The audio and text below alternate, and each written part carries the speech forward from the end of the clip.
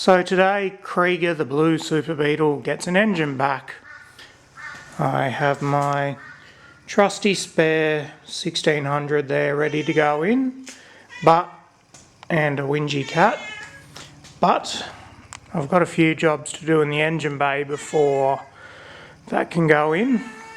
So as some people will know from past videos of mine working on my white super beetle, I'm a big fan of the quick release deck lid, and it's actually the most simple job.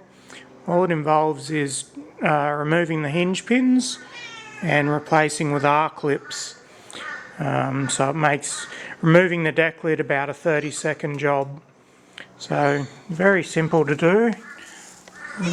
Just have to drive the pins in both hinges out. So with a simple drift pin and a hammer, the hinge pin will bash out. I've given it a little soak in WD-40 just so it moves easier. Obviously it doesn't come all the way out as it hits there, but as long as it comes to this joint here, that means the deck lid's now free. So once I do the other side, that deck lid can be removed. Be aware of the tension on the spring when you remove it. And gone. Now, these stock hinge pins are 6mm, and the most common size of these R-clips is 1/4 inch, which is 6.3mm. So they are a very tight fit if you can get them to fit. What I usually do is run a 1/4 inch drill through there and just open it up. So 1/4 inch drill bit, run through there, and now they fit like a treat. No need to do the holes in the deck lid as they're already a little bit larger so that the deck lid hinges on those pins. So the next little job is, unfortunately this car suffered a minor engine fire on the previous owner a very long time ago, and unfortunately due to that we have some rather charred wiring, and I'm not getting power to the coil. That's the coil feed. I suspect it's probably broken somewhere inside this loom.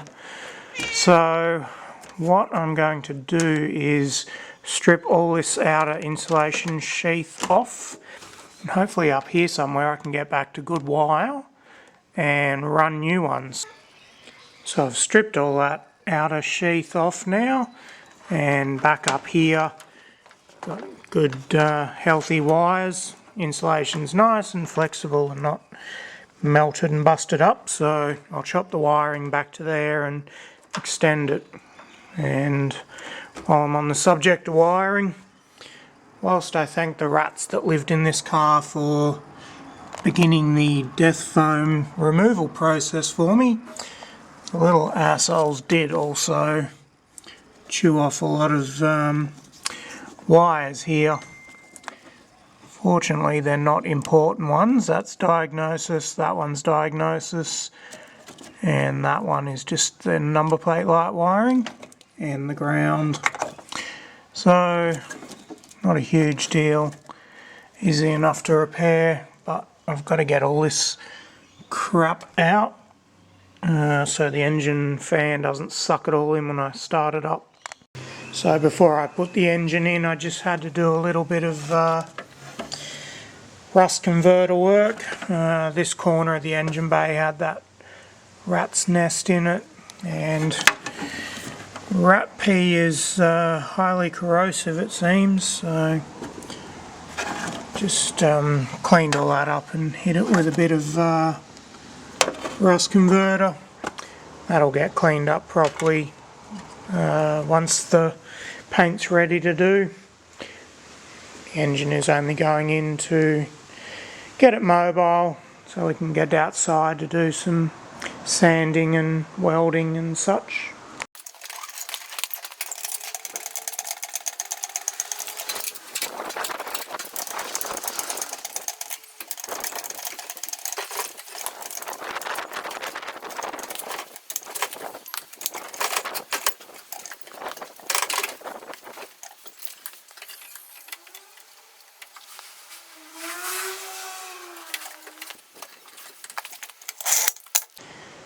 and engine is in. I've got the two bottom nuts in and the top left one. A few different tools needed here. For the two bottom ones, the easiest tool is an offset ring spanner like that, just due to the gearbox cradle being in the way. A flat ring spanner like that one just can't get in there easily. These ratcheting spanners are great, but the head is just too big to get in there, unfortunately. For the top left one, a lot of people get mistaken thinking of early beetles where you undo it from in there. Twin port beetles like this, it's done from the gearbox side, and a socket with a big long extension on it is the best for that. Only one left is the nut on the top right, and it's the horrible one. See it down there. Problem with that, that's the stud that also goes through the starter motor, and as you try and put the nut on it, it pushes back through. A lot of old timers use plumber's putty to hold it in place. My trick is to get a very tiny blade screwdriver and put down there and jam it in the thread just enough to get the nut started. Once the nut's started, it has a D-shaped head at the other end so it can't spin. So I've got that top nut all done up. All I'm going to do now before I go too much further is test out the starter motor. So that's been sitting for a long time. The previous owner said when I bought it he put a battery in it and it wound over, but we'll see. I have cleaned up all the ground straps, so we will see if it cranks over. Alright, sounds good enough to me. So I've just done a quick ghetto fix on the wiring. It's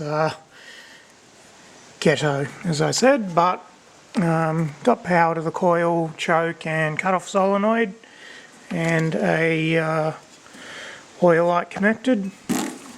This distributor's got electronic ignition, so I've just thrown a timing light on that. It's close enough to get it started. Got to hook up a throttle cable, and this car doesn't have a fuel tank in it currently, so we'll just do the redneck gas can method. So it's got power, fuel, accelerator cable hooked up, and working starter motor. I've primed up that carby with fuel. Now just have to see what happens. I fired this motor up, you can see in one of my videos, about 6 months ago, but prior to that it hadn't run in 9 years. But pretty confident.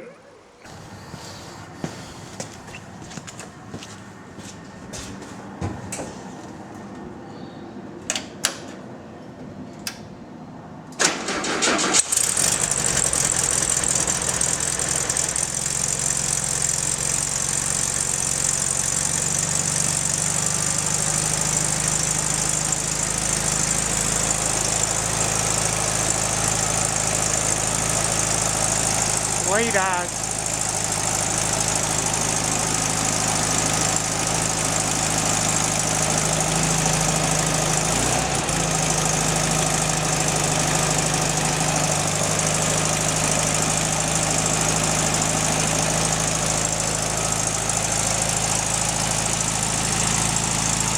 So trusty old 1600 fired straight up, as I knew it would. This was actually the very first Volkswagen motor I ever built, back when I was 15 years old, so poor thing's been around for over 20 years now, and been through a bit. It's had turbos and superchargers and all sorts on it.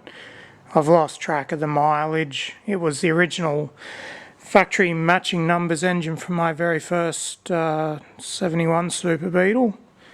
And it's been in and out of my white one so many times over the last 18 years. I have no idea how much mileage is on it, but now that Kreiger is up and mobile and has working brakes, can finally get it outside to do some body work.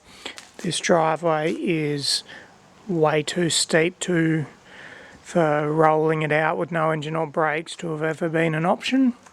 So, and doing body work's just too dusty and messy indoors. So that'll be the next stop. But speaking of body work, you may have noticed in that video I have removed the apron. I'll detail that in a future video.